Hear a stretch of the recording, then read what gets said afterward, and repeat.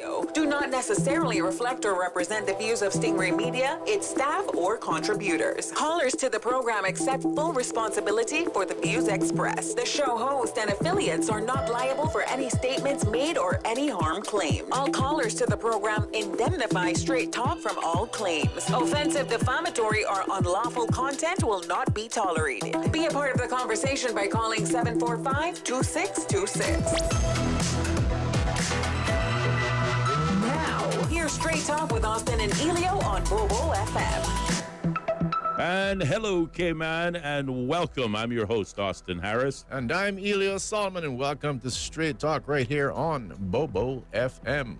And happy Wednesday to the listening audience. The phone lines are open, 745-2626. We'd love to hear your comments, questions, and or opinions on our topic today, which will be engaging one of the three referendum questions specifically today.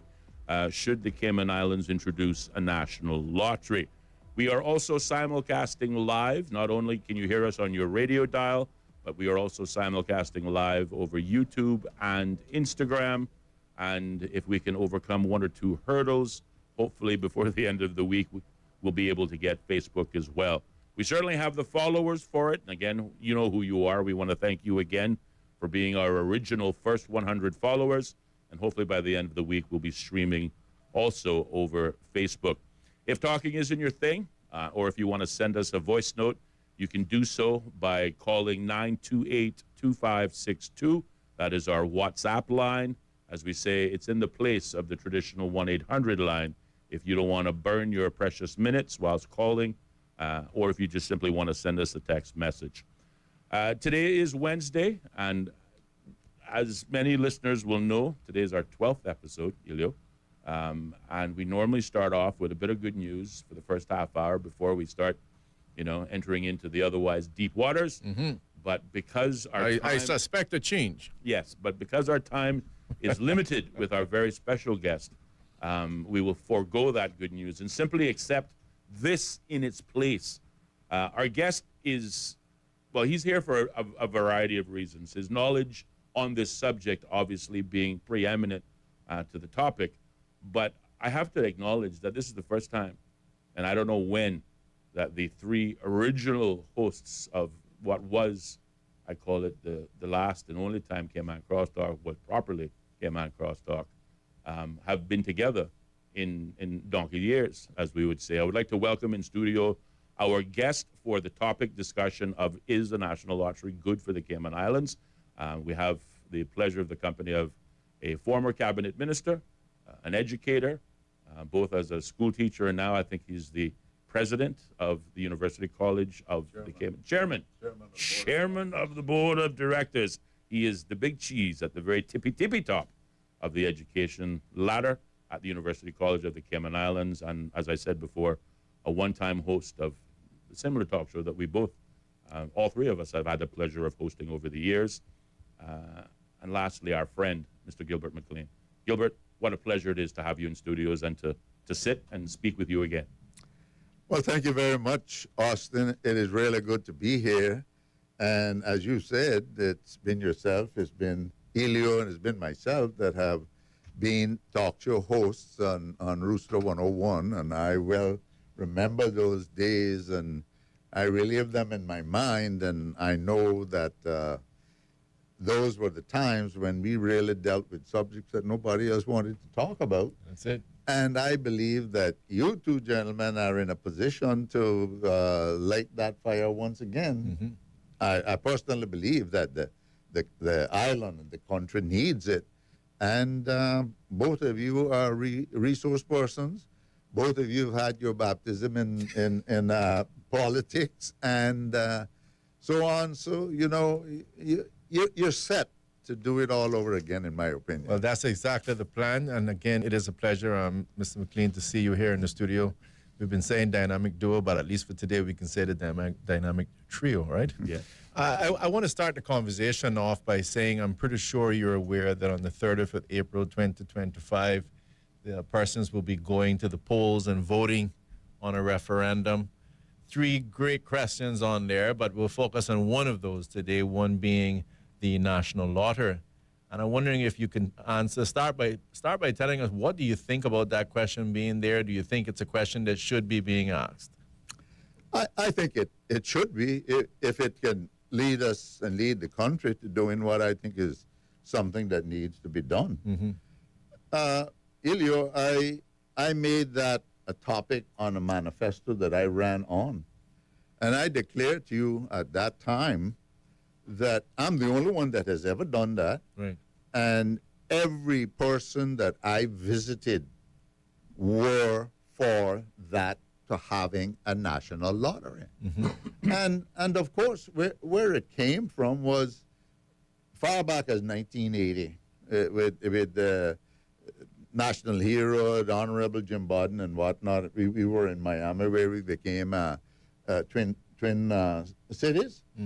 And the lottery was, the Florida lottery was just coming in about that time. In the 80s. Yeah, and good gosh, they had made so much money. With that, they were loaning other states. And of course, other states now have it. It's all over the United States. And while there's always that element that talks about, well, it's not a religious thing to do and so on, religion and government are two separate things. And we're talking about what is happening here in Cayman. And if you all will allow me, I've done, I have some hard, cold facts here on. Please. Yeah. Please. In 1990, in the Finance Committee, I asked Commissioner of Police, Commissioner Thursfield. We were discussing the matter of the numbers, as it was called, numbers. I guess it still is. But I asked him, I said, well, Commissioner, what do you, in terms of money, what do you think this numbers game amounts to? He replied, and it's in the hands of the legislature. He says, we, the police, don't really know. We can't accurately say. But we estimate that it represents about $1 million a week. Wow. That means that if he was correct, and I dare say he was very close to being correct, if not 100%, that was $52 million each year. That was 1990, and I did a little quick arithmetic here, that it's now 35 years since. So if we take 35 years at $52 million a year, that would be $1,820,000 that has been an invisible economy, except for those who control it. In today's dollar terms, indeed. Yes. And the thing about it is that I understand there are about 3 or 4 different lotteries that play here in this country. Yeah. I hear the people talk about the Jamaica lottery that plays 5 or 6 times a day. Right. And if you just say that it has doubled since that time, it means that $3,640,000,000 has passed into this economy, and the government only gets the difficulty of trying to catch the people who are doing it. And to your point of that, I dare say the lion's share of those profits have left this country. Because as you pointed out, these lotteries originate in other jurisdictions. That's right. So, when I thought of it, and having had the opportunity at that time, and the minister that I was permanent secretary to, Honorable Jim Bodden, when we were in Miami, there was talk about it because it was a hot thing then, and well, it still is. But I thought to myself, why don't we bring that into Cayman, which what we're doing is legalizing a game of chance. And I don't buy the game, the name of gambling and so on. I see it as a revenue-earning game of chance. It's a different thing altogether. Yes. But, I am someone who believes, I know Cayman, and I believe Cayman has a Christian historical background. But I do know that there's a lot of hypocrisy in my country and has ever been too. Mm-hmm. The thing is, if I'm so Christian and I think it's wrong, then I don't buy it. Right. But why should we allow illegality that we know that is going on, continuing, and doing nothing to take that money Sure. and put it to public purpose? I want to ask you. I mean, everything you're saying is very interesting, but I want to take you back again just to get things in context, because I think many of us, especially even persons younger than ourselves, will kind of look at all these issues and say, this is like totally new, right? Mm-hmm. This is new. What's happening? And you talked about this being from the 80s. First of all, tell us when it was that, specifically in the 80s, that you were running, that you had this on your manifesto. And again, tell us what you alluded to the fact that you had good reception for it. Yeah. The last time I ran was 2017. No, it was before that. It would have been about the election before 2013. that. Yeah. And everywhere I went, some persons who I visited said, will you really try to get the lottery so that we have the lottery like Florida? I said, I promise you that I will do everything possible. Mm-hmm. And the fact that we were Twin City with Miami, right. I am sure the way they had it set up that they would be happy to give us that. But now, I mean, everything is electronic. So, okay. There's no reason why it shouldn't be. So for clarity, you didn't put it on your manifesto until 2017, and the discussion was in 1980s? Yes. The discussion was in the 1980s when I first thought about doing it. About doing it. That it would be a good thing for Cayman. Right. And then I put it on my manifesto, and that was one of the areas that I ran on. And to your point about the gambling, I mean, many persons argue that when you're buying your tickets, again, to win that Mercedes-Benz or whatever it is it not gambling as well? How do you respond to that? Annual raffle. It is. Yeah. Oh, well, you see, that's how it goes. They play with words. Exactly. We give it a different name, and therefore it means something totally Gentlemen, different. I'm looking at the gambling law. Right. And now I do my best to be as fair as I can to all sides and listen to all opinions. Must be the politician in you. But you, that could be. Yeah. But this is what the law says in Section 2A. Application. The law shall not apply to A Cayman Islands registered passenger ship operating under a contract of carriage while it is in the international waters and on international voyage. Now here's where they change it from gambling to raffles. Mm-hmm. Raffles staged by churches, service organizations, and other voluntary associations to raise funds for the programs of the respective churches, organizations, and associations. That doesn't apply. Now, my question is, if the churches are so much against gambling, it's gambling. They're calling it by a different name, but it's gambling. It's the same game of chance. Yeah. So why do we have to do that? To me, it is purely a political catering, I think, more or less, to past politicians and administrations that want, we need the church vote and we don't want to offend our Christian principles and so on. What we're talking about here is that there is a source of money in the hundreds of millions of dollars that certain people are taking that in, using it as they choose, and it is in the breach of the law. Why not make it legal to hold a lottery here where, and think of it, gentlemen, there are certain poor people that have $2 or $3 that they will go and buy a number and they could win $200 and that made a difference in their life. Sure. So why shouldn't those people have the opportunity of doing it and doing it legally? Indeed. And, I've always said the money that will come in, let it be used for education, health care, and social services. Well, that's the second time you mentioned that in terms of a revenue earner.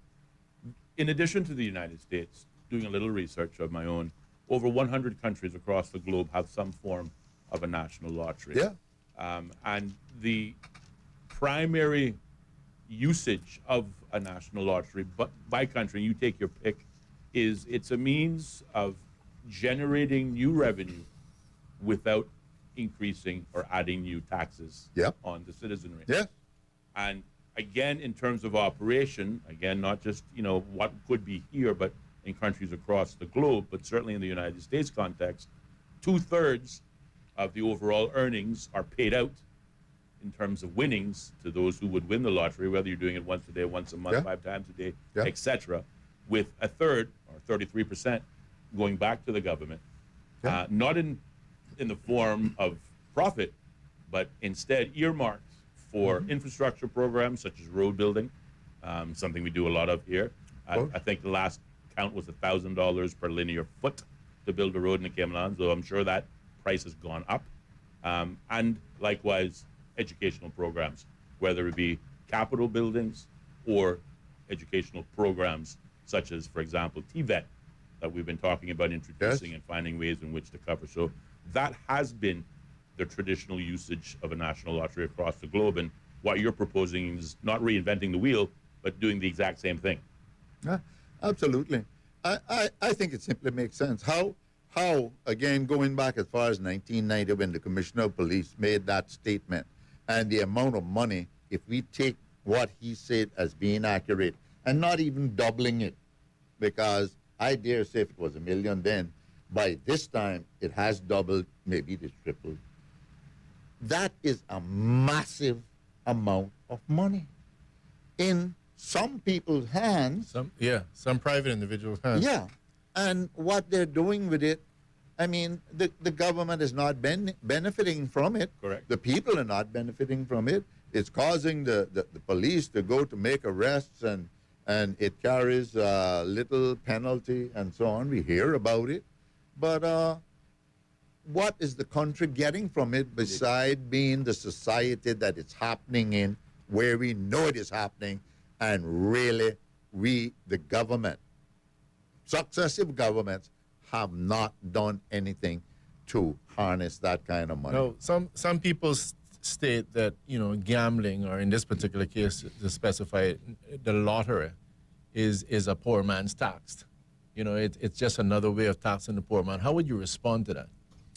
Well, I remember being part of a debate at the university college there once that Billy Adams was quite an advocate against it, and so on, and he presented a lot of stuff of people who got addicted to it.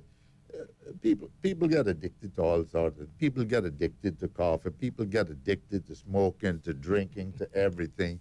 It's just what happens in life, So there are those possibilities. There's those negative points of it, and I freely admit it. But when you look at the overall picture, you're talking about this small island that is only here in recent years. We got a national budget up to $1 billion. But good gosh, over the period of time there, it's like $3 billion that has passed through here, an invisible economy. Well, to your point, whatever those disadvantages are in terms of addiction, etc., because those are some legitimate concerns, and then whether it's a poor man tax or not, that is still occurring even under the present situation where it's illegal. Yes, absolutely. What you're not doing is giving government any revenues from it to deal with the addictions and all the other social issues that come along with it. Definitely. And if I can just say, put another way, I think poor man tax is a fantastic way of saying it. But as has been argued, the opposite side of the coin is that in the first instance, a national lottery, and this is again, because it is an operation global, you can measure some of the unintended consequences. So this is not an imaginary negative. It is what has been proven. That low-income households tend to participate in a national lottery much more than a high-income family. But what compounds that problem is monies that should or would otherwise go towards household expenses we're gambling the chances that, well, my utility bill is due. It's still more than I can afford right now, even with the cash I got. Instead of putting something on it, I can buy a number and then hope, take a pray, chance and if I wish, win. take a chance that I get a windfall that allows me to pay the electricity bill and my groceries. Yep. But again, because it is a game of chance or luck, oftentimes the negative is what happens more so than the striking gold, and that is therefore part of purveying the negative aspect that comes with the positive. Yeah, that becomes a repetitive argument, and it's true. I mean, I know friends who I can think about at least two right off that were with me in my days in government and so on, that they had to buy the numbers. It was, and it's known. It's a compelling thing. It becomes psychological, and one recently passed, and she was given in a major way to this thing of buying numbers, but at least whereas she could be subjected to being arrested if she was found doing so, if she could go to some gas station or wherever, like it is in Florida, and buy it, at least she wouldn't be placing herself in a position where she could be arrested for doing something illegal. And just to throw out a couple of things that I think people would and should have to consider as we talk about gambling. So there is a situation where you get a lot of the crime element to it. Is, for example, an individual goes out, purchases a particular number, he or she wins, and for some reason, this particular person who isn't a registered dealer doesn't want to pay. Well, you can't really call the police in and ask them to enforce the social contract. Right. Because it's an illegal thing, so you can't enforce it. And this is where people will take matters into their own hands. Yep. And then again, the same thing happens where in this particular case, a legitimate or a dealer might have a bookie and the bookie steals from him. Again, I can't enforce it. So you start to get all of these crime elements that's coming out of something that is not properly legalized and authorized. The element of gambling is always something that has concerned me. I mean, in my environment growing up, I saw a lot of it. Yes. And it's a case, as Austin was alluding to just now, where, somebody's supposed to buy milk. But they take that gamble that if I do this, I can buy a lot of milk. Yep. Yeah. But oftentimes there's a lot more losers than there are winners. Yeah. Now, when the person goes ahead with the lottery as well, there's a situation where government needs to put the other side of the balance sheet, and the other side of the balance sheet is when you have persons now that you've legalized it and they need help from that addiction. You now have to have that office that's going to be able to offer them some support. Otherwise, you're not such a good citizen. So it clearly chunks and eats away on whatever profits it is, if you like, that government is making. But how do you answer some of those things? I mean, do you think it's just part of the course, and at the end of the day, it works itself out? How do you respond? I believe so, because like the Florida lottery that I keep referring to. Right.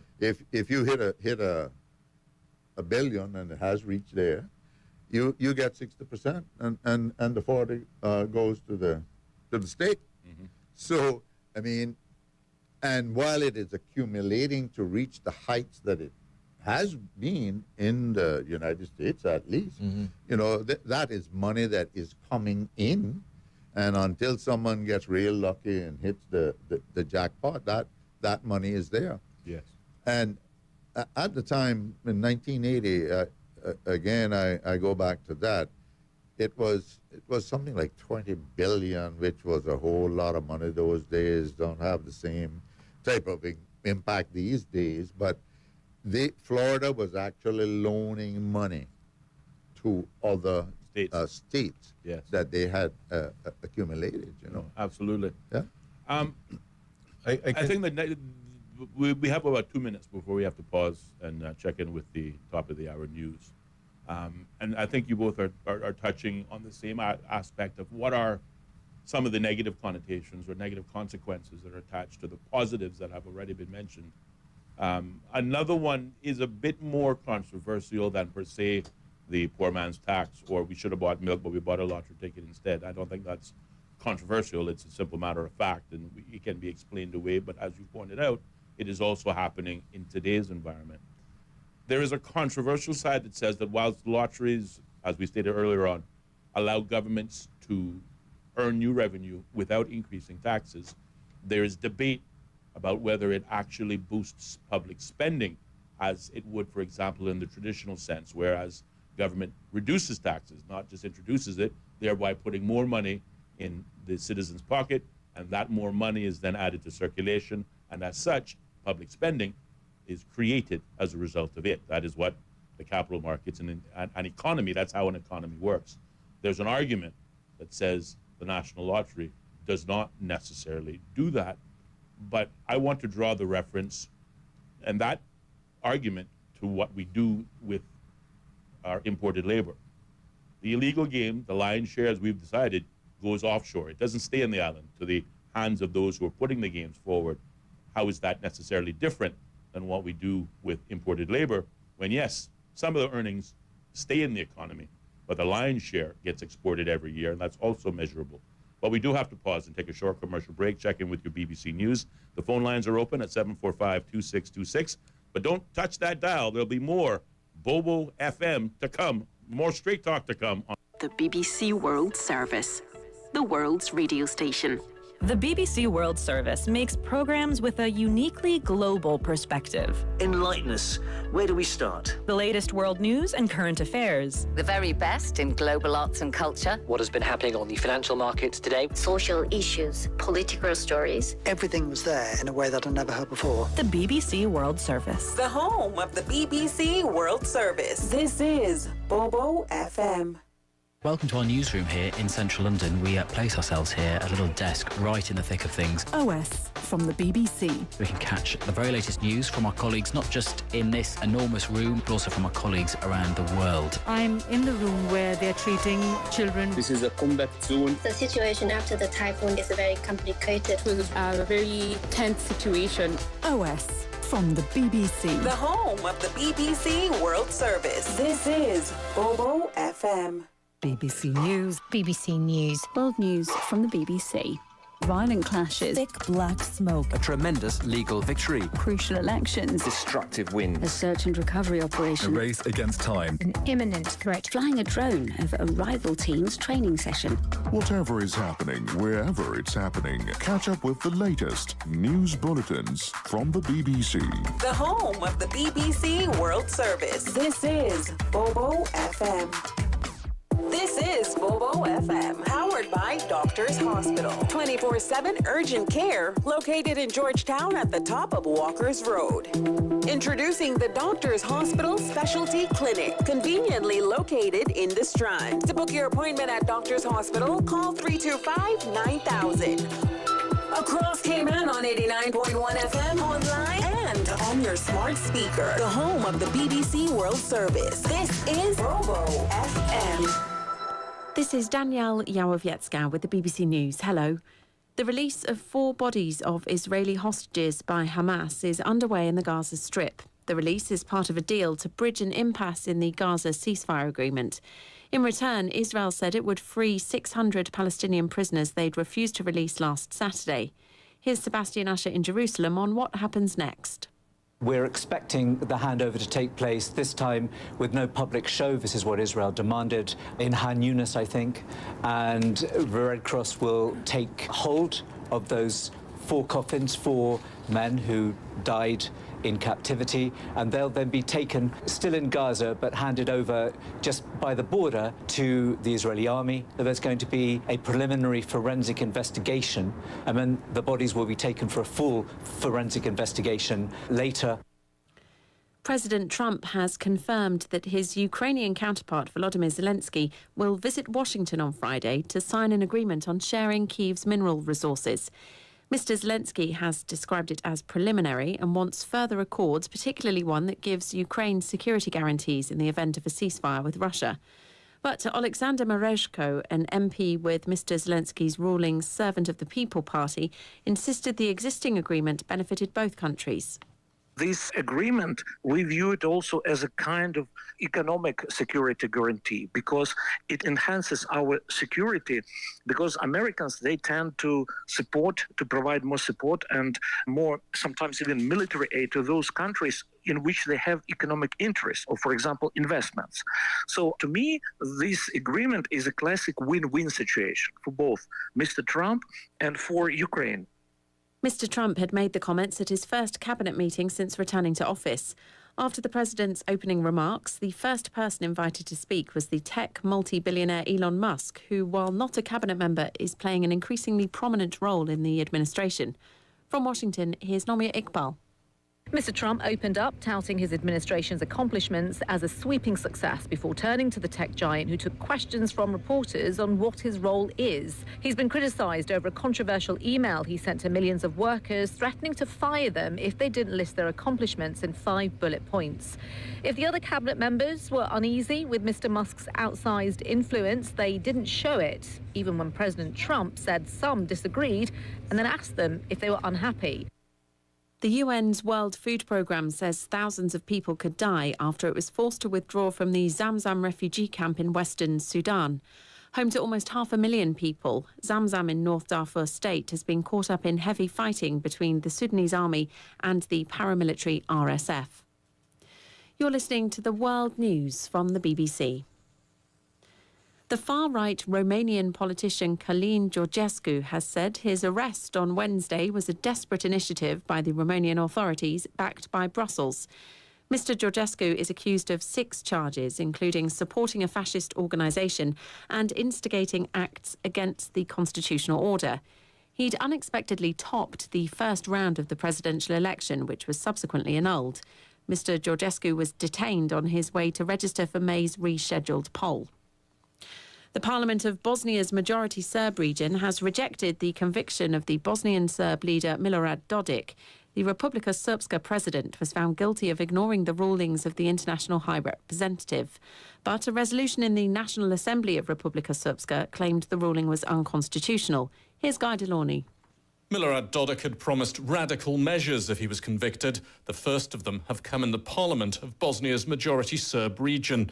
The Republika Srpska National Assembly instructed prosecutors to take action against officials from the court of Bosnia and Herzegovina. Representatives approved a resolution which described Mr. Dodik's prosecution as an attempt to overthrow the country's constitutional order. The move represents the continuation of a power struggle between the Bosnian Serb leader and International High Representative Christian Schmidt. The Trump administration has revoked an agreement with Venezuela which allowed it to export some of its oil to the US and other countries despite economic sanctions. The concessions were signed by Joe Biden in 2022 when the US was trying to access alternative sources of oil following Russia's invasion of Ukraine. The US Health Secretary Robert Kennedy has said 2 people have died in a measles outbreak in Texas. One was an unvaccinated child. The identity of the second is not yet known. They're the first fatalities from the highly contagious disease in the US since 2015. BBC World News. The views and opinions expressed on Straight Talk with Austin and Ellio do not necessarily reflect or represent the views of Stingray Media, its staff, or contributors. Callers to the program accept full responsibility for the views expressed. The show host and affiliates are not liable for any statements made or any harm claimed. All callers to the program indemnify Straight Talk from all claims. Offensive, defamatory, or unlawful content will not be tolerated. Be a part of the conversation by calling 745-2626. Now, here's Straight Talk with Austin and Ellio on Bobo FM. And welcome back, K-Man. I'm your host, Austin Harris. And I am Ellio Solomon. And welcome here to Straight Talk Bobo FM. Sitting in the studio here with none other than Mr. Gilbert McLean, chatting about the whole issue of national lottery, which is that one question out of 3 on the referendum. And I think we had a voice message or something. Yes, just a bit of housekeeping. The phone lines are open at 745-2626. If you have a question or a comment for our guest on today's subject of should the Cayman Islands, what is it again? Should the Cayman Islands support the introduction of a national lottery in the islands with our guest, Gilbert McLean? certainly you can do so. Or, of course, if you want to send us a voice note or a message, you can do so on our WhatsApp line by dialing 928-2562. We do have some comments from WhatsApp. Let's see if we can listen to that now. I want to take your headset there, and once you're ready, we will begin. Thank you, Gilbert. This is Florence Goring News. It's been a while. I haven't heard from you, but we always love your sentiments that make so much sense, you know, whenever you come on the air or online, whenever we can hear from you. Now, I am not really a proponent of gambling, but I think you made a lot of sense where you made the case that if so many billions of dollars are coming through the country and it's all going out, it's not serving the government or its people, then I think it does make sense to, you know, to put a license on this habit or whatever you may want to call it. A game of chance is the proper term for that. I think that you are making a good case, yes, that it's time to legalize it if there is so much money being coming through the generated in the country through this game of chance, and they're sending the money to Jamaica, Honduras, or wherever. Then I think that we need to make sure that at least 33% of that is left into the hands of government to take care of certain service needs that serve the needs of the people. Thank you very much. Bye. I would like to add too that make sure that the Freemasons do not have their paws into that pot. Okay, because you know what's going to happen. The people are not going to get anything. And they're going to just hand it over to DART, keep them out of it, and keep those Freemasons out of it. Okay? So that the people can get their lion's share of whatever comes in that is due them as a people. They've had people, or Caymanian people have had enough taken away from them. Okay? Matter of fact, if it's a government lottery, then I don't see where DART or the Freemasons or anybody has any business, okay, doing with that. Having to any control or autonomy over it, or decision making as far as payouts and winnings. Okay? I think that there needs to be some kind of control or oversight tied to the Crown or the UK or wherever, I don't know. The legal system will have to sort that out. But we definitely cannot let those Freemasons go wild.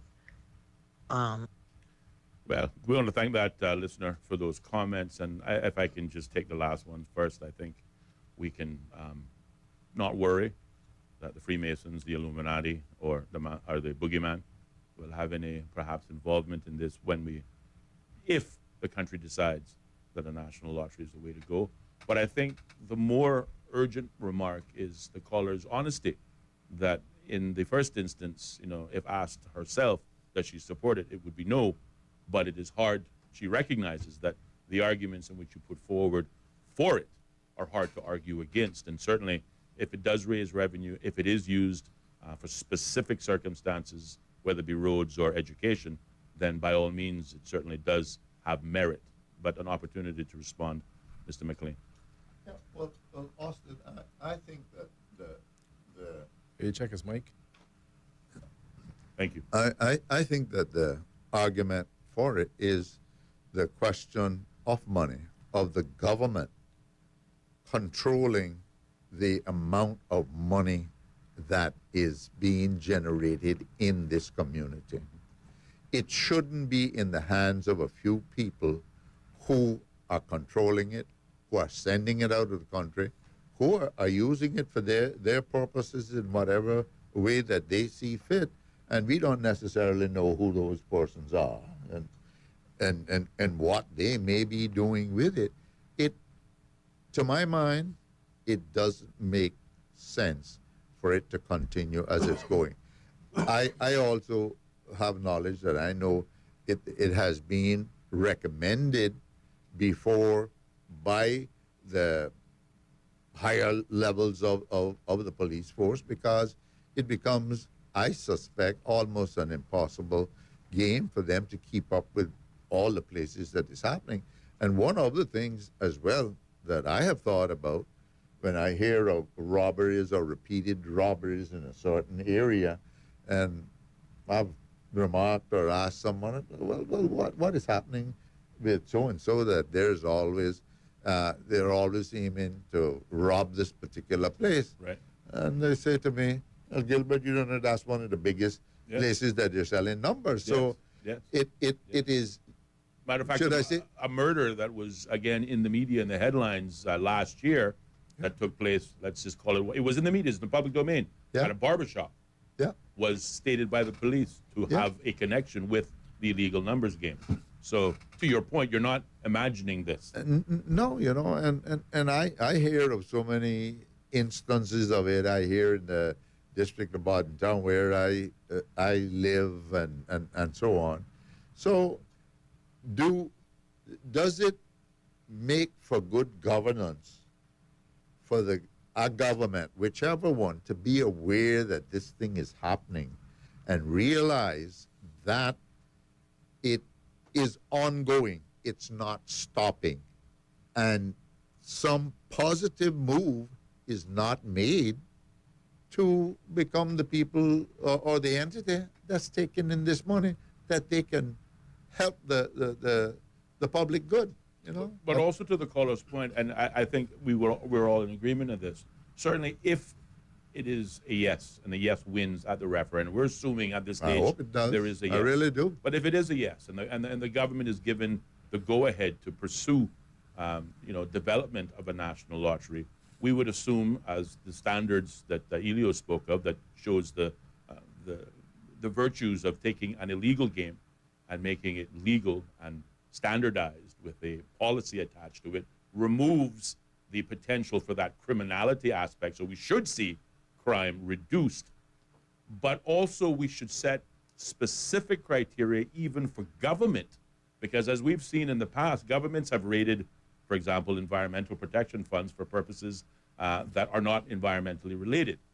So whatever earnings, if it is 33%, it should be earmarked for specific programs as opposed to added to general revenue, which of course, as you know, general revenue is just that. It can be used for whatever purposes, for whatever government's leanings.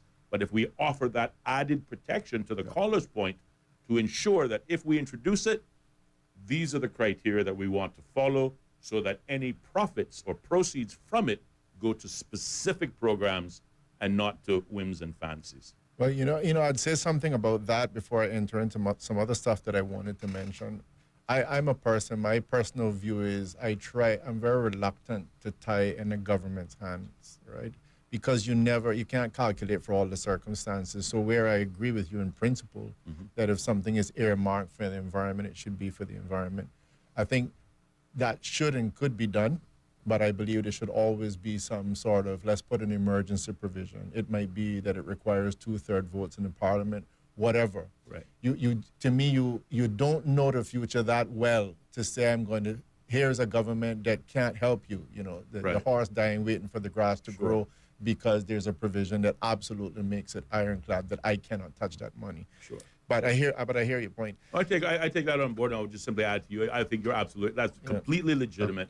And we all would agree that we believe that cabinet or parliament should be supreme in this country. And as such, those provisions for the what-if scenarios should allow cabinet that flexibility to do that within reason. Absolutely. I wanted to go on to chat a little bit more about the fact that you raised about gambling and what happens, via raffles. I think you mentioned subsection 2A or something there where there was a carve-out of raffles, for example. Yeah. And if I take a common sense approach on this, gambling can be defined, and this is one definition. Gambling is the act of risking money or valuables on an event with an uncertain outcome, primarily with the intent of winning additional money or prizes. It typically involves elements of chance, luck, and sometimes skill, with common forms including casino games, sports, betting, lotteries, and card games. The key characteristics of gambling is that the outcome is not guaranteed and depends on factors beyond the participant's control.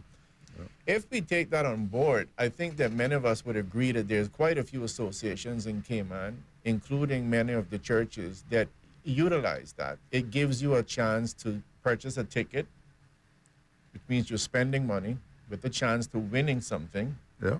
And again, there's no certainty there. So that it is gambling. Yeah. Despite the fact that legally we have carved it out. And the other question, I think, is, does the Bible actually expressly state that you can't gamble? I don't think that you can find in the Bible where it's specifically stating that you shouldn't gamble. I've looked up some of the scriptures, and I think really what it leads to basically comes down to, while some argue that gambling is simple entertainment, the verses highlight the dangers of greed, addiction, and the pursuit of wealth without honest labor. And I think that that's what the Bible is leading to. It's saying, be careful when you're entering into things like, oh, that's quick money, I didn't have to work for that. Yeah. It is saying to you that leads you in a direction that is going to be damaging for you. It doesn't expressly state gambling, but that could be happening with a lot of things. Well, I just checked this guy because, I can get some easy money.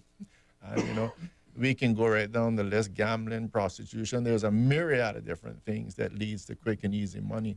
And I think that that's the evil that the Bible is trying to steer us away from.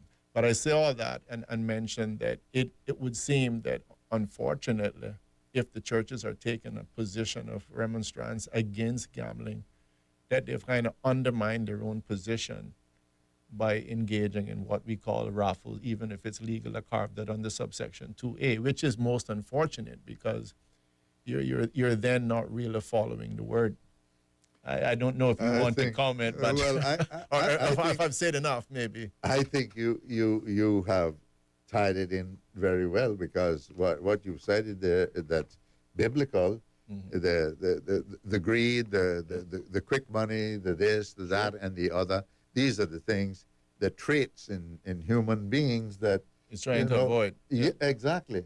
So that applies. But you made another point too, and while I agree with what Austin said, that he would wish to know that it was earmarked specifically for certain things. Yeah, used for purpose, yeah. I believe we get lost in Cayman to a large extent, that, this money is specifically and only for this, and if it's spent otherwise, it's this, is that. Corruption they like to use. That word that's thrown around so loosely. Oh, yes. But the point is missed, that there are times, or there could possibly be times, of emergency, as you have cited, and the people whom the people have elected must be able to act on their behalf. Yeah. If let's say we had an earthquake that, God pray not, there was a tsunami and there was major damage. Yes. Yeah. We need then to find money wherever it may be into some fund. Yeah. Like what happened during Hurricane Ivan. I mean, the government simply had to go to find money where it was possible. In fact, that's what we often say, and you've said it. We save for a rainy day. Yeah. And again, you don't want to tie the hands. But I don't want to go too far off our track. But I think it's important to share this with the public. I remember while I was in office, we had a meeting, a caucus meeting, in which the governor at the time attended. This would have been Mr. Duncan Taylor. Mm-hmm.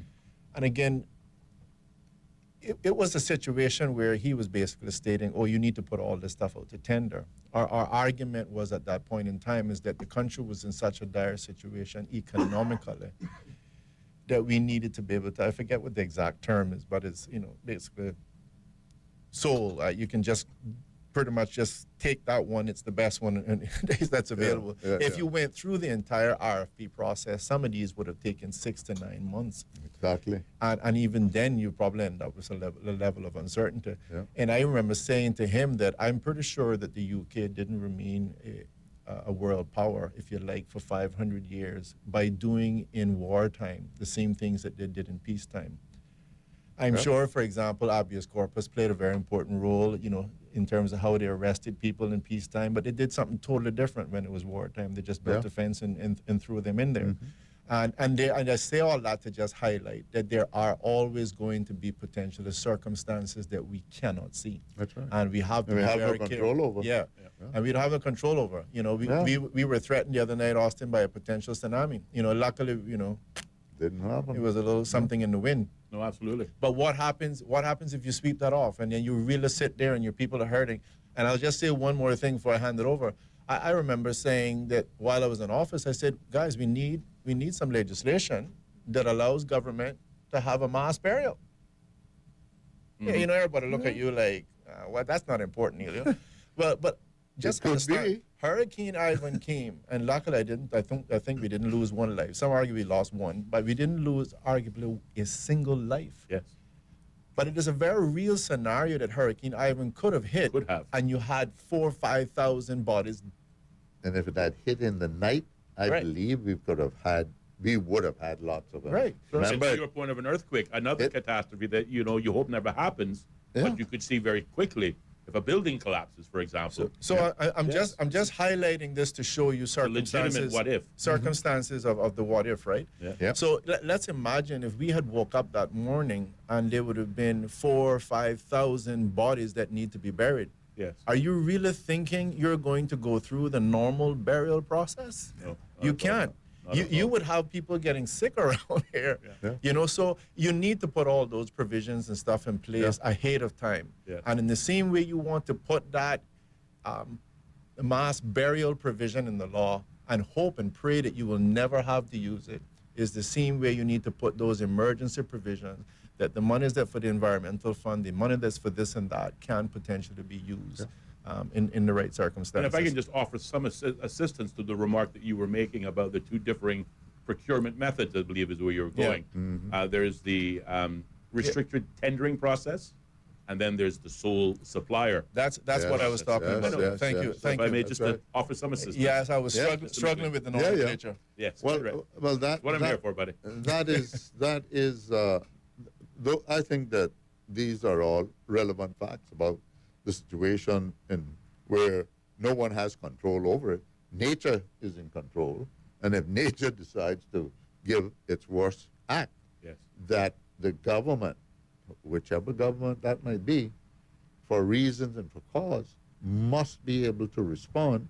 And just like a government may have set up this particular fund that it'll generally always be for this, if something happens there, then that has to be changed or loosened temporarily to be able to assist what is happening in the society. We have a caller, but I want to add two things after we take the call. Yes, please.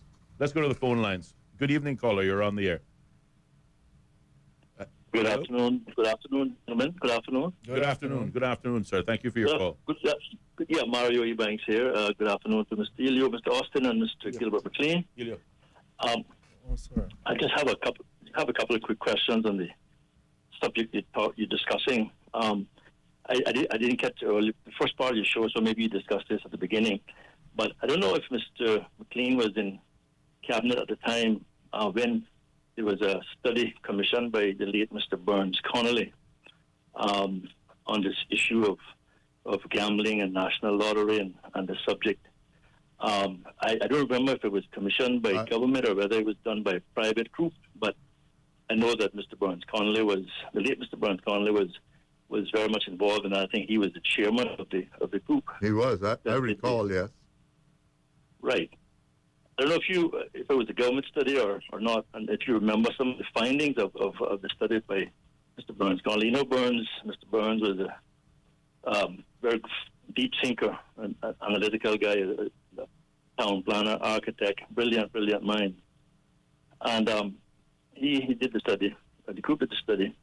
And some of the findings of it is that they looked at the size of the market, Cayman Islands being a small jurisdiction, limited population, and they looked at how could that size of a market support a lottery or any kind of gambling of that nature, but especially at that time it was a national lottery. They also looked at foreign investment, that it would need to be opened up to the foreign gamers as well, which means that a lot of money could come into it, but also potential for large sums to go out as well, because, you know, just the game of chance, the more you put in, the chances of getting more back or getting, you know, winning is greater. It also, the study that Mr. Burns-Connolly also talked about the cost of operating this machinery of a national lottery. And the fourth area that the study talked about was the cost benefit, the cost of administering it.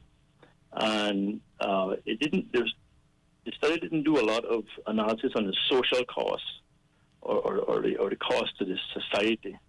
But it certainly did mention that. So I just wondered if Mr. Gilbert McLean, who's advocating this, would have any reflection on that study or any thoughts around how to mitigate those potential weaknesses of us at a small territory getting into, you know, a national lottery. Of course, we don't know what it is that we're getting into, because the question of the referendum is so broad that it could be anything, right? But I'm basing this on the fact that the study that was done by Mr. Burns-Connolly was to do with, you know, gaming on a national scale, and so if you take that as the context, I just wanted to pose those questions based on what that study said. And finally, gentlemen, I would certainly favor something to create a fund for infrastructure, environment, social building, social fabric building, education, etc., and a fund for Rainy Day. But the idea of a sovereign fund, I believe, has a lot more potential. And you remember our dear friend departed, another icon, Mr. Darrington Bo Miller, talked about the infrastructure fund. Infrastructure fund. Yeah. And he was pushing that and talking about that. Again, a very, very sensible proposal. So I just want to leave those logs on the fire there for you guys to think about. But I certainly have some concerns about the viability of a national lottery unless you have those weaknesses addressed. I thank you, sir. Thank you very much for those comments. Gilbert, obviously you've heard the caller's remarks. I don't need to repeat them, but certainly the first question, the preeminent question in terms, I think, addresses how you started, and that is listing the earnings potential, the numbers you were giving in the billions of dollars, obviously using figures from other jurisdictions. The most noticeable fact of that is that you're using other jurisdictions that are, in some cases, 10 times the population size of the Cayman Islands. So there are some legitimate concerns outlined by the late Burns-Connolly, but an opportunity to respond. Yes, well, I think that if a lottery should start in Cayman, it would need to be decided whether it would be open to non-Caymanians or foreign investors or people who want to buy in on the game of chance, or whether we do it here, because the numbers that Commissioner Thursfield was talking about was being generated in the Cayman Islands. I see. Sorry. I stand corrected. You know, I stand corrected. It was what was being generated here in Cayman. Okay. A million a week. $1 million a week. So $1 million a year. it would depend purely on managing it, how the law was written, and my research or knowledge has been related more to the Florida lottery. But I certainly remember what Mr. Burns-Connolly did, and I talked with him, and he talked with me about it, and he, at that time, as I recall, he said the largest one that he had researched was El Gordo, which I think is in Spain or is in some European country. Right. He said that was the biggest of the lot. But as I recall, he generally favored it. And I don't recall whether it was the Chamber of Commerce or some other entity that set that up and for this study to be done. Right. But I don't know where it might be available now. As I mentioned before, we took the call. There was definitely at least one or two things I'd want to mention. While I was in office, we actually hired, and again, I don't remember all the specifics. I would encourage someone who's very interested to do an FOI. But while we were in office, we had some consultant do a business case, if you like, for a national lottery. and I may be wrong, but maybe one of my colleagues are listening to me that could text me if I happen to get it incorrect. But to the best of my knowledge, it came back saying that Real All Cayman would probably end up, after you finish balancing everything out, you would probably end up with $12 million. And again, that was the figure I heard. And I would also state that you know, just to make sure to preface the things that you had mentioned, is that when Mr. Thirstfield at that point in time gave you those numbers, those were just his estimates or guesstimates. Yes. But that was a number that I recall, and obviously the government at the time, you know, decided that we wouldn't necessarily be trying to proceed. And it would be good to get those numbers, because I think that what they also mentioned, in that if you really wanted to end up with something where you had reasonable or significant revenues from gambling, it would have to be something that you would employ more regionally and not just really in the Cayman Islands. Now, granted, this was between 2009 and 2013. I don't know if the circumstances have changed, but I think I thought it was important to mention that. No, I think it's a valid point. Mr. McLean, just in maintaining my commitment to you, and certainly thanking you for your commitment to coming on and sharing your thoughts, but we've reached and we've surpassed the 5:30 hour. If you still have to leave us due to other prior engagements, we totally understand, but I want to thank you, and I want my colleague to thank you, to give our vote of thanks, whilst we, of course, I guess perhaps invite you to some closing comments and then give the vote of thanks afterwards. Sure, absolutely. Yeah? So, Mr. McLean, the floor is yours for closing remarks. Yes, well, thank you, Austin. It's been a pleasure being here with you both, and it's like old times to quite an extent. The three of us have been involved in the talk show, and it's good to see you all again up close, and to be here to discuss. I support the idea of a lottery, simply on the basis that, from what was said way back in 1990, 35 years ago, it would seem like something that makes sense, that the government could enhance the money that is coming into it that could be used for specific purposes, particularly those that relate to social well-being. Yes. You know, and it's just good to be able to talk about it after all this time. And I'm glad that the government has decided to make that a question, because now those who want to vote yes, vote yes. Those who want to vote no, let it happen. And you know, should it come out yes, then it would be left to the government that will emerge from the 30th of April to do something about it if they so chose. Or we take the line that it's not a Christian thing to do, where, as far as I'm concerned, the Christian thing doesn't come in really. It's a matter of money and the government. It's an economics question. Yes, economics. Indeed. Yeah. Well, again, to follow the lead of my colleague, I want to thank you very much, Mr. McLean, for coming in. It has been a little while that I haven't seen you. I believe in giving the flowers while the person's still alive. Not that you're going to leave us anytime soon. I hope not. Absolutely. But I just want to highlight that we're very proud of you. We thank you very much for all of that you've done for the country, as a past member of Parliament, as an educator, and all the things you do. I know you're also now chairman, I think, of the University College of West, I almost said West Indies. Board of Governors. Yeah, and then also UCC, I think you're involved with the NCC at this point as well, which we have to drag you back in here one day about that soon. Yes, when I really get to where I got a full understanding of that, I'd be willing to talk about it. That promises to be a hot topic. So I just want to thank you for all of those things. I greatly appreciate it. And again, especially coming into the program this morning or this afternoon to sit and chat with us about gambling and the National Lottery. God bless you. Greatly appreciate it. All appreciate it. Yes, indeed, absolutely.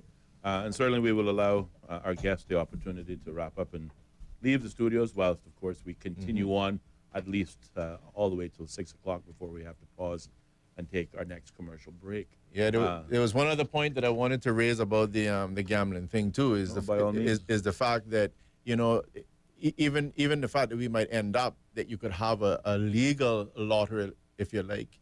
The unfortunate reality is that it doesn't necessarily stop the other lotteries from going on, right, and from being able to be conducted illegally. Yeah. So you don't even have the blessing of saying, oh, well, if you do this, then the other one goes away. I always have a challenge, similar with lottery, like I had with the whole issue about marijuana, is that you see, when you legalize something, you're almost guaranteed that you're going to bring new parties to the table, because a lot of people will not engage in something simply because it is illegal. Yeah. But the moment it becomes legal, or even smells like it's getting legal, your smell test, I'm stealing that from you. Sure. Even when it starts to smell. Yeah, it's not quite right, then something is spoiled and wrong. Ellio, this is not smelling right. No, it's not. At that point in time, it still encourages persons to get involved. And so these are some of the concerns that I have. Yeah. And again, I'm saying that because if I think particularly, and by the way, to rewind, I remember having a similar discussion on the whole issue of the Constitution. I remember one time a pastor calling, and I won't call his name, that's not relevant. And his argument was that he didn't have a problem with the Constitution, and I stated, but it has freedom of religion in there. And he said, well, I don't have a problem with that. I said, but how do you not have a problem with that? Because again, according to the Bible, it would say that, first of all, this law would mean that if someone wanted to create a golden calf and worship it, it would be allowed under the Bill of Rights that we have. Mm-hmm. And that surely runs against the Bible. So I don't understand how you're saying as a pastor that you can say, I support the Bill of Rights. And I think it's something similar with this, because I say when we put something in place, we need to bear in mind that there's going to come a generation after us that's not going to even have the historical context that we have.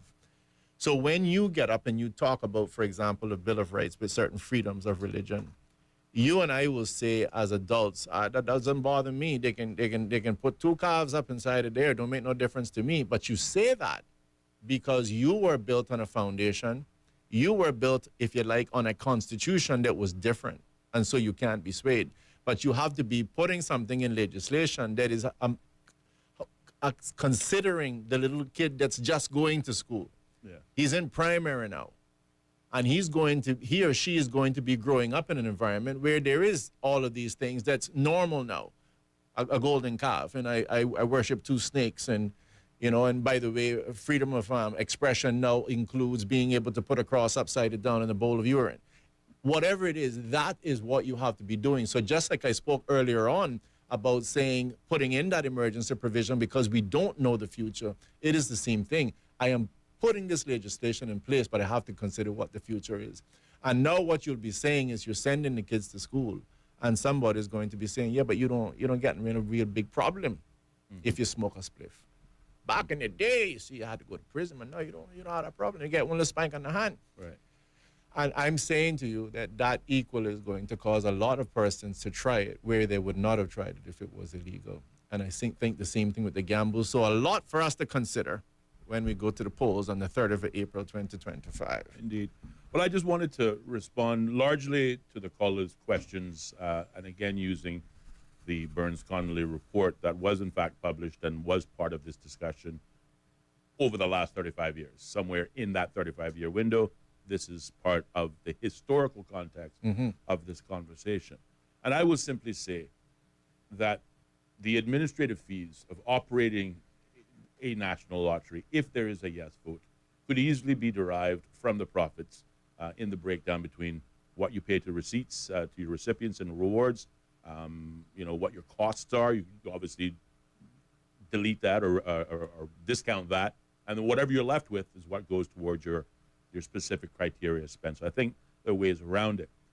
However, to the caller's point, there is the phenomenon that the public sector always will find a more expensive way of administering the same programs than the private sector would. And there is a legitimate reason behind that, and we could get lost in a long conversation for that. But just to draw the simple distinction that there is a difference between public sector management and private sector management, and particularly in terms of the checks and balances approach, that is absolutely a requirement. But again, we can get lost in that conversation. It's a good one to have, though. It is a very good one to have because I think it speaks to the larger question that many times people say, but why does it always cost more when government does it as opposed to private sector? But I think the preeminent, reality here is that let's assume for a second that it is going to be a yes vote to the question, should the country introduce a national lottery. This isn't a program that we have to start from the ground up, in the sense that we have to now envision, reimagine how perhaps one should operate. Because as I stated earlier on, in addition to the US, a national lottery is commonplace in over 100 countries across the globe. So we can pick, choose, and refuse from any one of the blueprints to determine what works best for us without having to reinvent the wheel. Again, when we talk about what type of lottery it could be, again, there's three most common models. There's the number picking game, there's the scratch tickets, and of course there's the more immediate gratification, scratch and win. You know, like you sometimes get from Burger King or Wendy's, you know, scratch and say, oh, did you win a free burger today? Oh, nope, try again. But, you know, that's the type of thing. And those are the three forms that are usually applied in lotteries, you know. Again, there are enough examples globally that we don't have to reinvent the wheel. We can just simply use what's available and then fine-tune it for our purposes. But overall, 35 years is a long time to be having one particular debate and still not having a final solution at the end of the day. Should we proceed? Should we not proceed? And that is why I, too, support the fact that we're asking the question and we're doing so at a national poll, so that at the very least we can decide, you know, what should remain on the agenda and what we should just jettison and move past and go on to the next plan. Well, again, some could argue that the last 35 years you have had an answer, and that answer has been no to national lottery. And it is simply a case that those who would like to see a national lottery continue to just keep pushing it. And there's arguably nothing wrong with that either. Yeah. Whatever you believe in, I think you have a right to go ahead and push it, whether we think it's good or whether we even think it's bad. Yes. And, you know, I think it's a very interesting discussion, and we should have it when we talk about why things are so different with government. Well, I can tell you, you have an attitude right now from a lot of persons that everything that's political, everything that's government is corruption. It's corruption, Austin. Yeah. And this makes it, and you need to be clear that, you know, I couldn't do a garbage cleanup without having arguably 32-step processes, right? Because I'm not private sector, and I'm not just going to be able to go out and see a pile of dirt on the side of the road during a cleanup process, take the backhoe, pick it up, put it in a dumpster, and drive off. Right. No, because somebody's going to accuse Ellio. I'm sure you heard the accusations. Ellio's putting money in his pocket. Yes. Mm-hmm. Yes. And so, you know, I said, well, he's handing out checks. This is a campaign process, you know. And these are the kind of nonsense that you have, and unfortunately, it normally comes from within the parliament. Yeah. And you get that, and so what do you have to do? You have to say, okay, before we move that trash, I need you to take a photograph of it, because I need evidence that there was trash there, right? And this is where you get, you know, a 5-step process before you can put a garbage can on this right side. The number of eyes that need to see and approve the process in government alone is reason to increase those costs, whereas in private sector, you know, they're much more efficient. Right. So when you're allowed, and so when we end up saying, well, why is this costing so much? It's because, in large part, nobody trusts anyone. Yes. And you're going to have your opposition, especially if it's the government doing something, they're going to run around and make all kinds of nonsense. So therefore, you can't just simply get up and say, here's the check that you worked for. I probably have to employ 3 people to give Austin that check. Yes. You know? Just to make sure that Ellio didn't tear half of the check off for himself. The nonsense that goes on. So I say all that to mention that, again, when we start up and we're making noise and we're complaining, make sure that we're bickering about something that's important. Because I can tell you that you're only convoluting and increasing costs for yourself, because it is you, the taxpayer, that pays all of the bills. Yes. Okay? I think that's the most salient. You are the one paying all the bills. And you have to say it over and over again, because in this country in particular, we are it's very commonplace to say, well, let the government pay for it. Let the government use the surplus. Let government, you know, pay for this and pay for that and pay for the other thing. Like government's totally different from them. Government is different than a corporation. Government does not earn profit. It collects fees for services that it provides to the public. But all monies generated by the government come from its citizens. Right. So it's taxpayer dollars. Yeah. So when you say, let the government pay for it, what you are saying essentially Let me pay for it. I'll pay for it. That's it. And if I don't have the money in the kitty today to pay for it, That's it. then the government has my permission to increase my costs in new taxes so that, again, I can pay for it. So that cannot be overstressed and underestimated when we say make government pay for it. Yeah. Because the government represents the so people. when we hear people running around, I'm behind the Department of Environment taking that next one to court. They need to stop it. Well, I want you to know the DOE or whoever it is, they're spending your money. Yes. They can keep racking up lawsuits and taking one department, the next department to court. Just understand, be clear. If you don't like the permit fees, well, it could have something to do with the lawsuits. Yeah. If you don't like the garbage fees, it could have something to do with, you and I are the taxpayers. We're the one paying for it.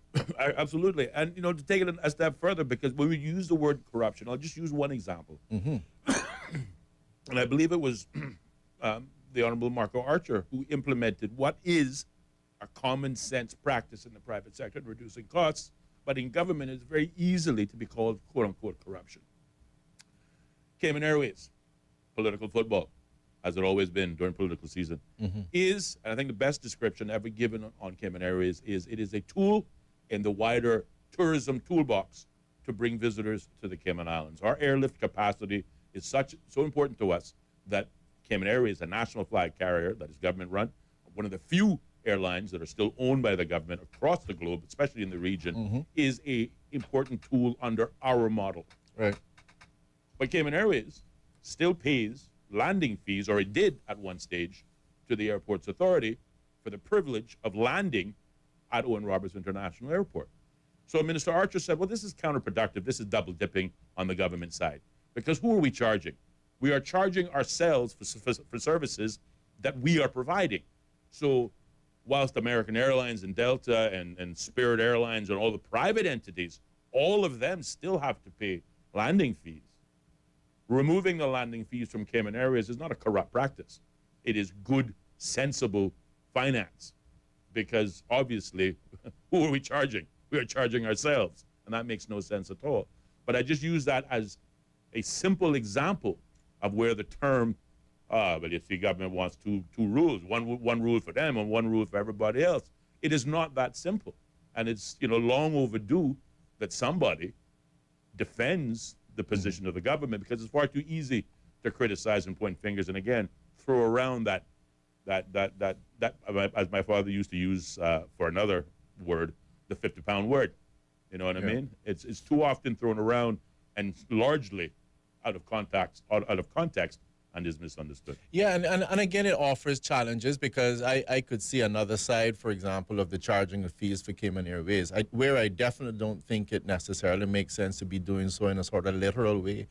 I'm a firm believer that a lot of things we should track. For example, I'm against taxes, okay? Yeah. Just make it clear. Yeah. I don't believe in any form of tax, definitely not land tax. Yeah. And I'll touch on that in a minute. Sure. But I believe that you need to operate things almost as if you had a tax, because what that gives you is some very significant data that allows government to make certain decisions. Agreed. Like I remember when, I don't even think I was in office at that point, but it was even in terms of how the stuff was being done at customs. It was so broad that elected officials can't really make very good decisions. They couldn't say, hold on a second. Let me see if I get this right. We need $30 million a year. I know where we can get it with the least impact. Aluminum. Yeah. They can't. So you ended up always getting it like, it all goes on bread and milk, right? I'm just using that as an example. Yeah. It just goes on this broad thing that's probably not where you should go, where you could go in an industry and pick on a couple of different things that gives you the revenues and has a less impact on the average person. Yes. Because the average person might not be dealing with the importation of copper or aluminum. Correct. And I just throw that out because I think that you would want to track some of that information so that you could sit and say, let us see if Cayman Airways is financially viable, if it's a real business, where are we? Yes. So I want to say, if they're paying their dues, this is what you're paying. But kudos to him if he says, well, let's not engage in the actual process of payment. Right. Because that's just going to add additional cost. In this particular case, can we just flag it? It's a virtual thing. Yeah. And those things came about as well when we were looking at government departments and saying, you had intra things. For example, in computer services, we used to have a distribution room. Right. Everybody utilized that service. So computer services was viewed as a cost center. Yeah. It's like, these guys are just, so if you just look at that accounting-wise, it was just a big bill. Right. But when you start making it that computer services, even if virtually, pretends that it's charging you $1,500 for the installation of your new computer or at $30,000 for the installation of your network. Yes. Well, all of a sudden, you change from being a cost center, and somebody actually says, this would actually make a damn profit if it was real. Indeed. And it allows you to make some intelligent decisions. But just very quickly on the taxes, Austin, I am totally against taxes, and I want to make that a program one day. I'm going to make that a program. Sure. Because when we talk about gambling, for example, you said something, and I'm not beating you up about this, but you said something that I hear a lot. You know, like, well, they do it over there, so we can kind of replicate it here. And unfortunately, and that's fine in that case, I agree with that one. It is cookie cutter. We don't have to reinvent the wheel. But I hear similar sentiments, you know, income tax. It's like, guys, if it worked over there, well, why are they still having problems? Mm-hmm. And I'm just saying it because when I was in office, 2009, we received a letter from Mr. Chris Bryant saying implement 2% taxes on the people of this country as it relates to their land. Yeah. And when we did the math and say you'll be putting another burden of $6,000 or $7,000 on the average household owner. Yeah. And in addition to that, understand that if the moment you're paying land tax, you don't own it. It means you're renting it. The last thing I would want to see is that we don't have anything anymore that you can really hand on to your children because this is something that we own. Yeah. And you wouldn't be handing on anything. You'd be just handing over a bill. Right. And any day that they stop paying the bill, Our Majesty or His Majesty will come and take your land. And so I say that to everyone listening. Be prepared, because that is precisely, as far as I'm concerned, as much as they'd like to see, Ellio, we're not going independent. I am telling you where the UK is trying to lead us. They are trying to lead us in a position where we have to pay land tax. Mm-hmm. They have made it abundantly clear. Yeah. And so far, they've managed to get their way with just a lot of things. The phone tapping, they've got that.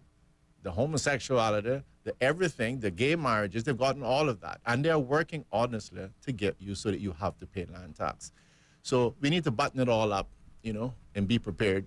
Well, because I don't want to see that happen. Well, to your point, the UK, and if you follow certainly financial services, they apply largely there, but it does apply much broader. To your point, the UK have called the absence of taxation in the Cayman Islands unfair tax competition that exists in the Cayman Islands versus in the United Kingdom, and we're a territory of the United Kingdom, and therefore one rule should fit for everybody, including the overseas territories. But again, there are a few immediate distinctions, not only least of which is population size. You know, that you have to work with land mass size, et cetera, et cetera. But yes, it is a fact that these are or have been the stated aims and objectives of various or differing UK governments that sometimes don't always align with our best interests. And that is going to happen from time to time. Yeah, but the thing is but we that have to be able to recognize it for what it is, rather than just simply accepting it as this is for your benefit, accept it as such. What don't you understand here?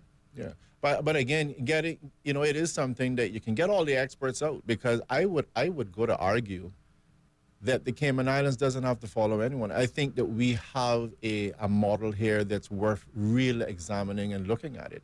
And because we're not the largest kid on the block to be able to argue how great we are, it probably doesn't get the kudos that it deserves. Right. But I remember, even in fairness to the Premier, the Honorable Alden McLaughlin, he was making this argument, again on Cayman's behalf, to the United Kingdom and to the world. And I think that it is something that we really, really need to examine. Understand that the taxes in the United States, it is a situation where it didn't actually start off. There's supposed to be a tax. Many persons show you right now that even legislative-wise, IRS doesn't have the right to collect taxes, and the list goes on. And people get into such a position. I remember sitting and chatting with an American man. I also had a similar conversation with a Canadian, and they can't see the world without taxes. Mm-hmm. It's because you grow up in that system. They're trying to figure out how it is that you survive. Well, I can tell you how you survive. In Cayman, you pay a tax when the government gives you a service. Mm-hmm. It's a pretty simple concept. It's kind of like a business. Yeah. You pay when you get a service. So if they come and dump your garbage, you pay some garbage fees. Now, if they attach it to your food, it's fine, but you're paying for that. Right. But I was sitting and arguing, saying, so when you're paying all that land tax, what are you paying for? And then they keep going, and you start throwing, and then you see when they hit a wall, and they say, I think I see your point. Yes. Well, you must say You're just paying to keep it. I would say you've made the rarest of progress in getting any UK politician to even, concede that your argument may have potential merit, particularly on the subject of taxation. But if I can just pick you up on taxation as it ties into another point that you made in terms of data collection. Whenever the government collects or asks for collection of new data, oftentimes the immediate criticism is, well, why does government want this information from me if not to introduce a new tax regime? Right. And I'll give you an example.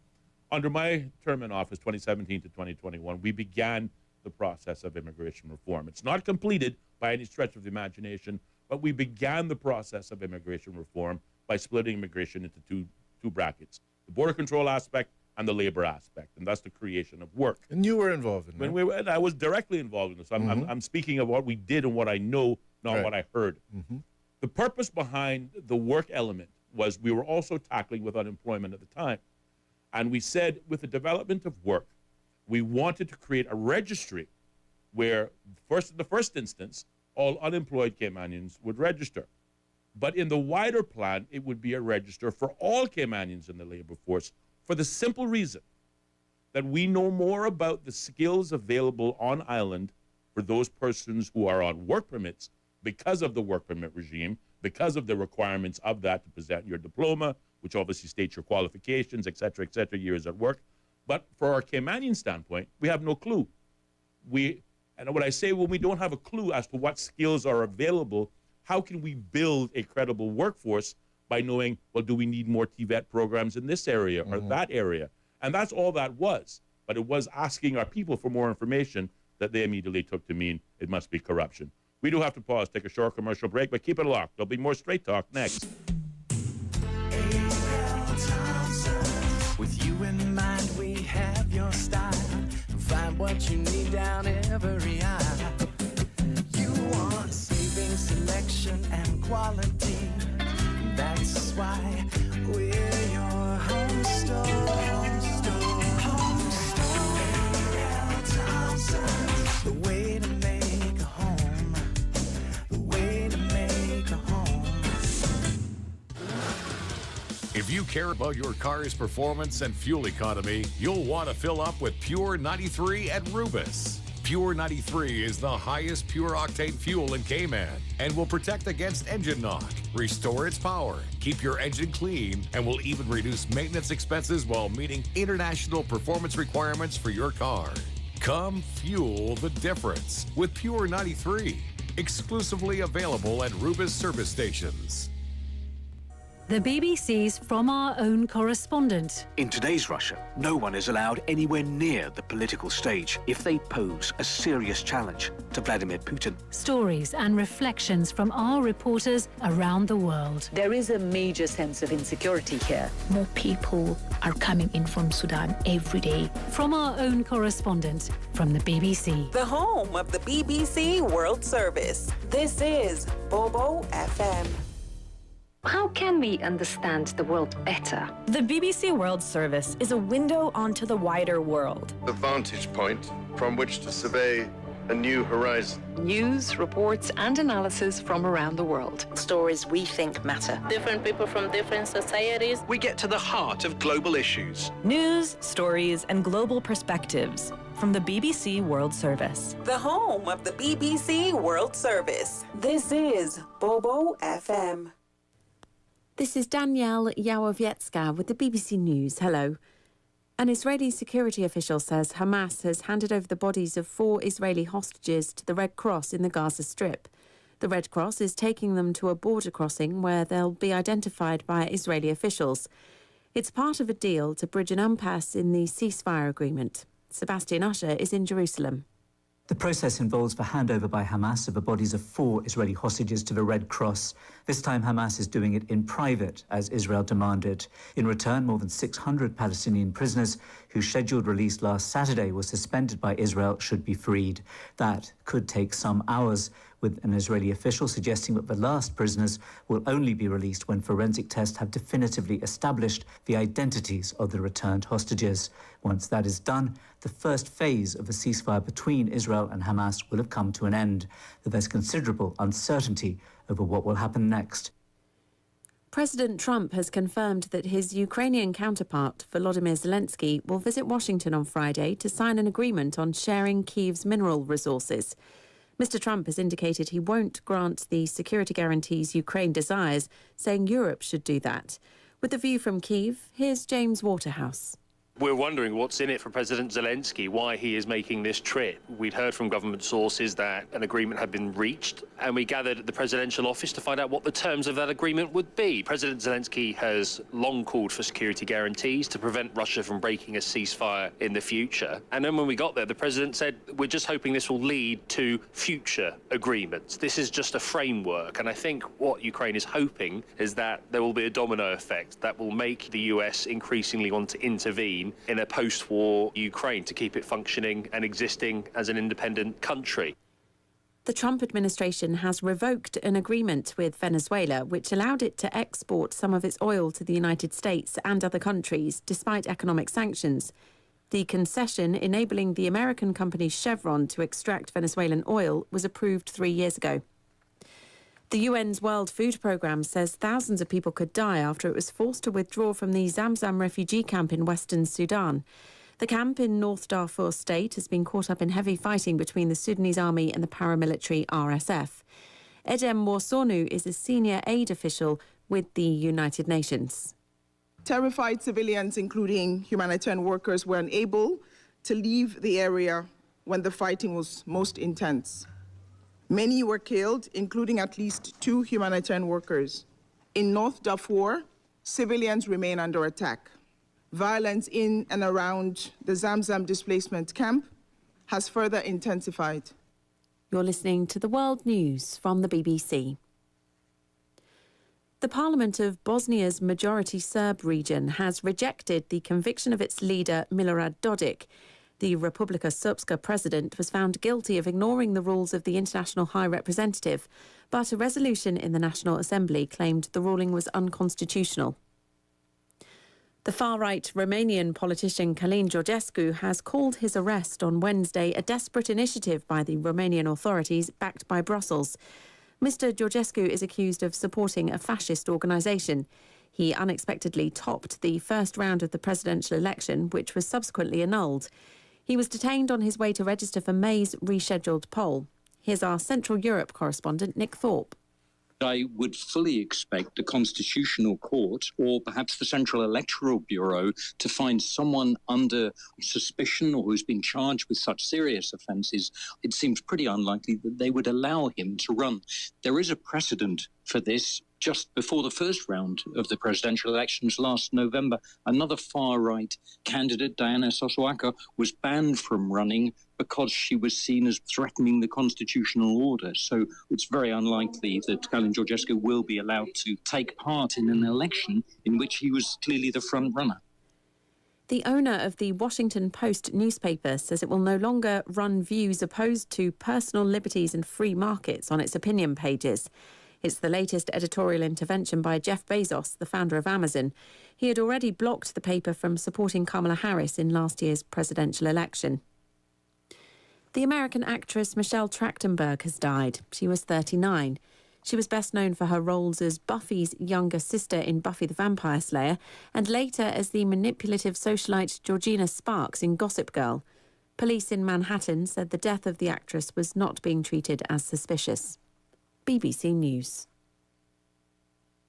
The views and opinions expressed on Straight Talk with Austin and Ellio do not necessarily reflect or represent the views of Stingray Media, its staff, or contributors. Callers to the program accept full responsibility for the views expressed. The show host and affiliates are not liable for any statements made or any harm claimed. All callers to the program indemnify Straight Talk from all claims. Offensive, defamatory, or unlawful content will not be tolerated. Be a part of the conversation by calling 745-2626. Now, here's Straight Talk with Austin and Ellio on Bobo FM. And welcome back, man, to more Straight Talk here on Bobo FM. We're your host, Ellio Solomon, myself, Austin Harris. Moving into our final segment, only got about 22 minutes left before we have to sign off for the day. But the phone lines are open at 745-2626. If talking isn't your thing, you can send us a message or a voice note via our WhatsApp number. All you got to do is dial 928-2562. And just very quickly, share a conversation Ellio and I were having prior to the break. Behind the scenes.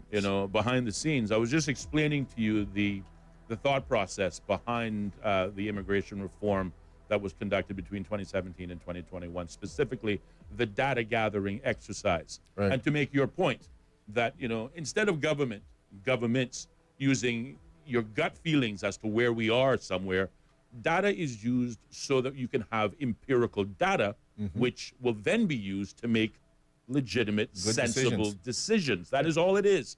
But again, when we traditionally ask for information, the first immediate gut response from Caymanians is, well, why are you asking me this for? You never asked me for it before. You want to tax me, or what? It is not always the most sinister, ends that government asks questions, but quite the opposite. We need to start making decisions based on empirical evidence, something that we can measure as opposed to gut reactions and gut feelings. I was worried that because I was rushing that point to make the deadline to go to the break, that maybe the listening audience didn't catch what I was saying. But I am encouraged because we received a message from WhatsApp. You mean someone validated what I told you? Somebody validated what you told me, and also your suggestion that I should repeat it. But again, I'm trying to be judicious with the time we have. The response is, the idea of the work database for all Caymanians is excellent. Now just get a competent programmer to build the damn thing so it works properly and make it user-friendly, and your idea will become a brilliant reality. It can't all be perfect. It's in the next iteration now, so hopefully better. But now, after that explanation, it truly makes sense to me now. So I'm grateful that that listener gets it. But that was the point. And certainly to touch on the callers, the listener's other point. Yeah, another portion of that immigration reform system was to make the work permit processing much easier by automating it. Clearly, we got that wrong. And that was not based on a cookie cutter solution that is in place somewhere else, but that was the truly creation of a new idea that included, proprietary software, which again, because you're an opportunity to highlight the differences between government and private sector. If you're in private sector and you need accounting software, you don't need to write a program to do that accounting. You go and buy QuickBooks, program it, use it for your own purposes. In government, particularly when dealing with sensitive information gathered by your citizen, government cannot find an off-the-shelf program in use because of the security element. So therefore, where the costs are also increased is that someone in computer services now has to go and write an algorithm and a program in which to use so we can satisfy the privacy concerns of taking data or data, depending on how you say it, potato. Tomato, but how we protect and preserve that information so as to ensure that it is not used for nefarious purposes, as is the viewpoint already, the assumption, but in fact it is used for the stated purpose, which in this case was to, again, fine-tune, if not create a more measured workforce. We give out scholarships all the time. How do we know if we're giving out too many STEM scholarships when we need to be giving out, some financial services scholarships?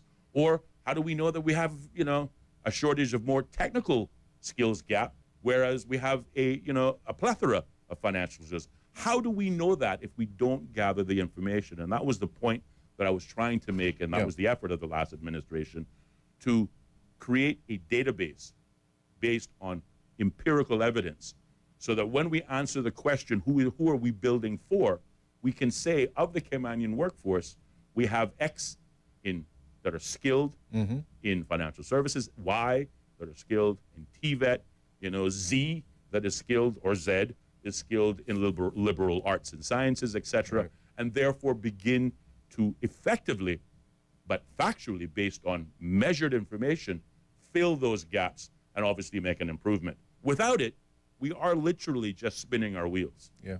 So, and I thank you for the opportunity to make that point. No, absolutely, and I think you made it. I'm glad you did, and I'm glad to know that the caller sent in a text validating the point that you did do it. I'm glad it got through. I'm glad they understood it because I was rushed for time. But absolutely, I'm glad it still, the message still carried. Still got through.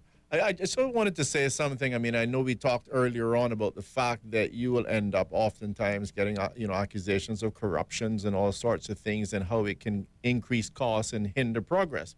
I remember one of the things I did while I was in office, as head of the e-government, if you like, was the whole introduction of the e-SID, which was the e-services ID. But again, a big part of that was to be able to know that you go to one department, you might be E.A. Solomon at immigration. You might be Ellio Anthony Solomon somewhere else. Yes. And somewhere else you just E. Solomon, whatever.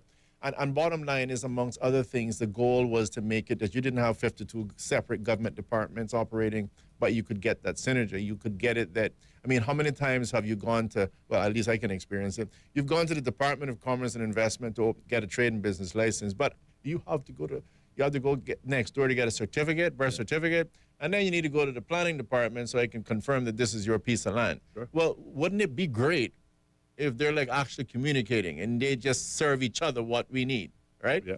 And Ellio just has one number, one name, whatever, and it's just seamless. Right. You get the birth certificate, it's government. You get the land.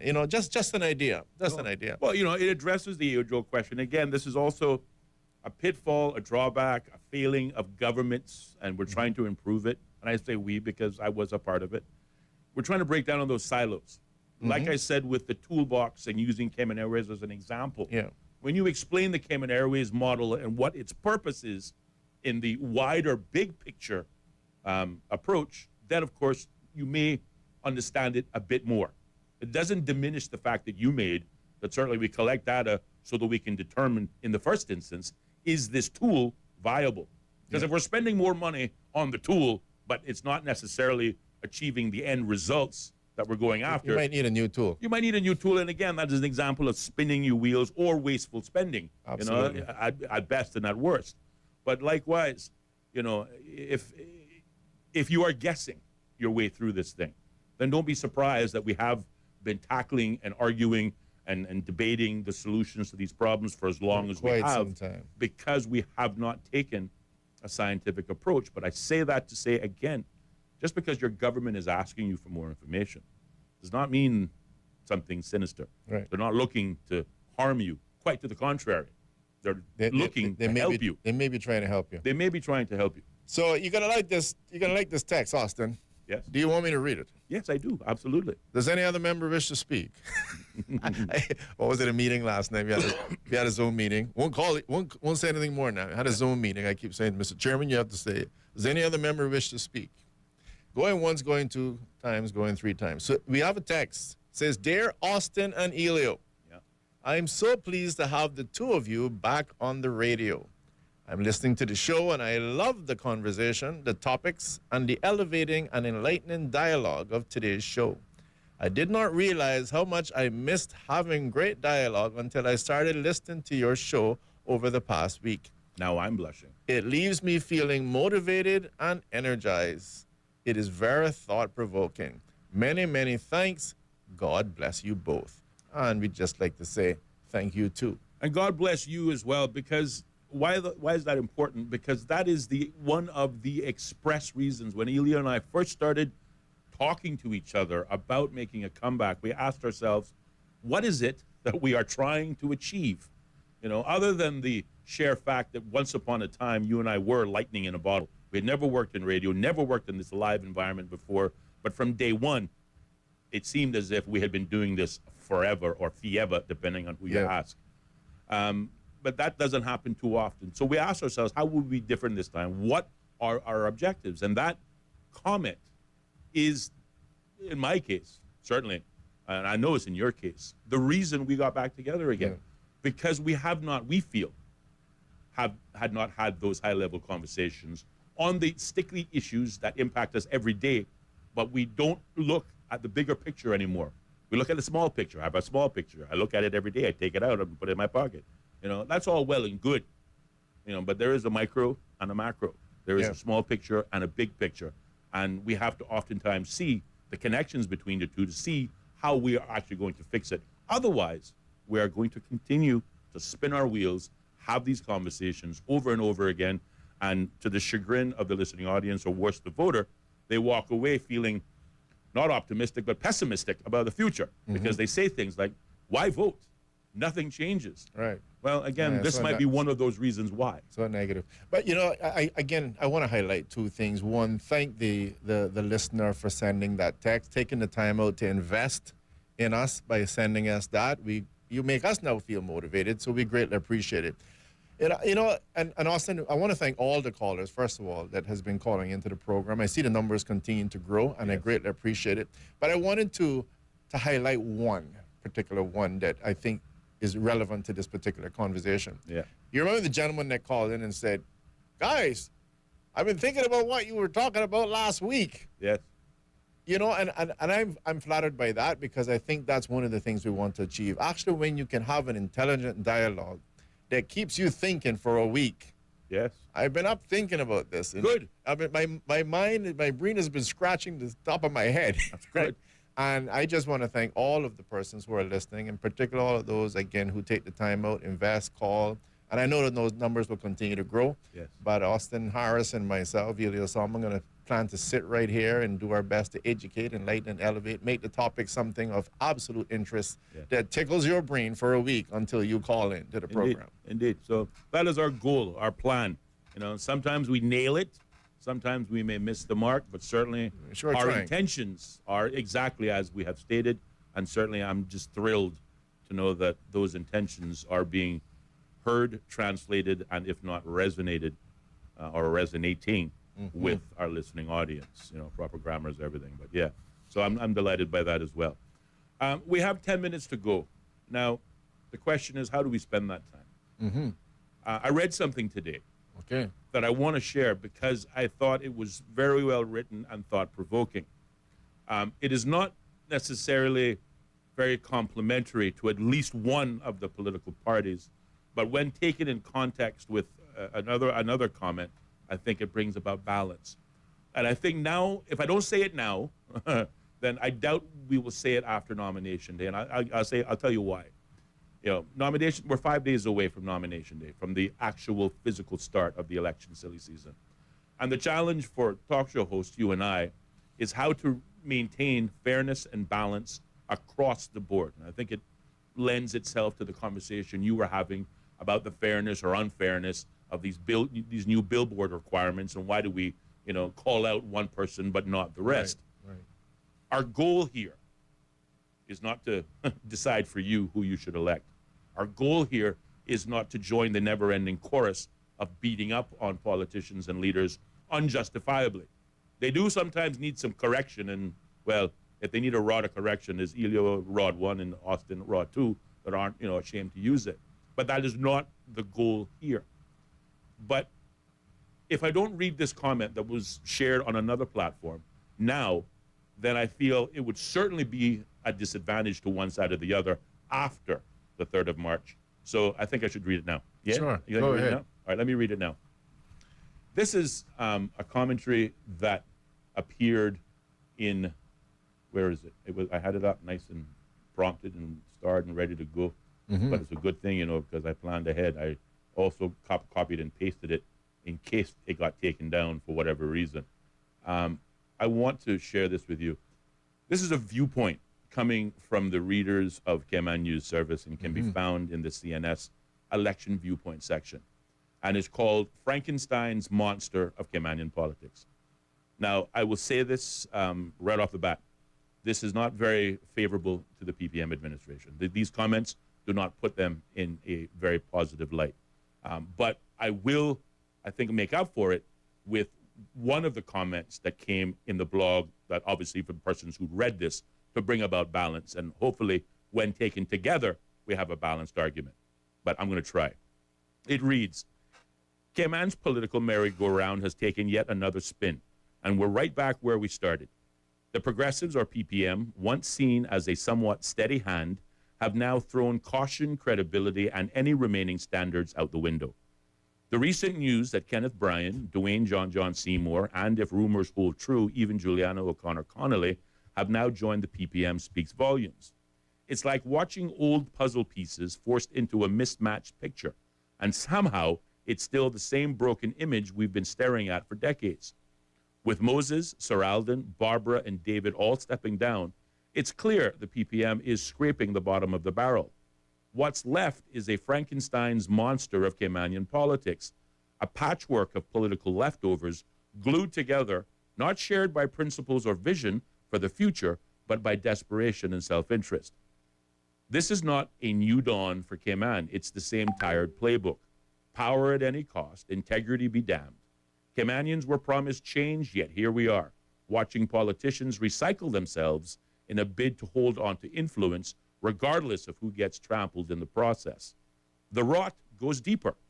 The wealthy few still call the shots behind the closed doors. Decisions that should be made for the long-term benefit of the country will surely be sacrificed at the altar of short-term political gain. Just look at the National Conservation Act.